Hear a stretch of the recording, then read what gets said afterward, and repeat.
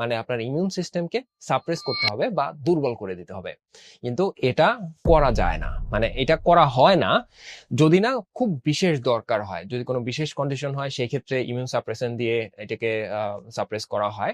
But normally আপনি খাবার খাওয়ার জন্য এটা করতে পারবেন না, এটা একটা রিস্কি বিষয় হবে, যার জন্য আনফরচুনেটলি আসলে ফুড অ্যালার্জির সেভাবে কোনো ট্রিটমেন্ট নেই। তো এটাকে আসলে এইভাবে মেনটেন করতে হবে। নর্মালি মানুষ যেটা করে যে যেই খাবারগুলিতে আপনার অ্যালার্জি হয়, যেরকম হচ্ছে আপনার ইলিশ মাছ খেলে অনেকের অ্যালার্জি হয়, তার আবার বেগুন খেলে অ্যালার্জি হয় না। তো তার মানে হচ্ছে এই মানুষটা ওই ইলিশ মাছের প্রতি অ্যালার্জিক, তাহলে আপনি ইলিশ মাছটা খাবেন না। ইলিশ মাছে অ্যালার্জি মানে আপনার সবকিছুতেই অ্যালার্জি, বিষয়টা এরকম না। অনেকের দেখা যায় বেগুনে অ্যালার্জি আছে। তো আপনার যদি বেগুনে অ্যালার্জি থাকে তাহলে আপনি বেগুন খাবেন না, কিন্তু তার মানে এই না যে আপনি গরুর মাংস খেতে পারবেন না, ইলিশ মাছও খেতে পারবেন না।